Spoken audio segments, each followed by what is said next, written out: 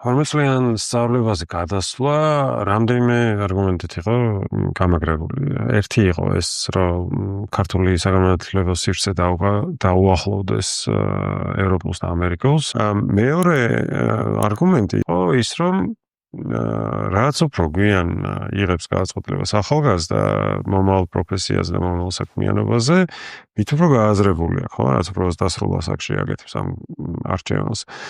რაც უფრო მეტხანს არიან ადამიანები განათლების სისტემაში, მით უფრო ვითარდება ეკონომიკა. იმიტომ რომ თითოეული წელი განათლებაში დანახარჯიც არის, მაგრამ მოგებაც არის საბოლოო ჯამში. იმიტომ რომ ეს ეკონომიკას უბრუნდება რაღაც უფრო მაღალი მოგებით.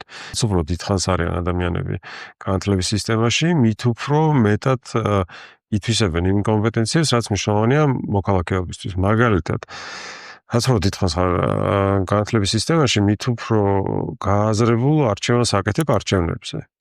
ანუ ბევრი არგუმენტი არსებობს.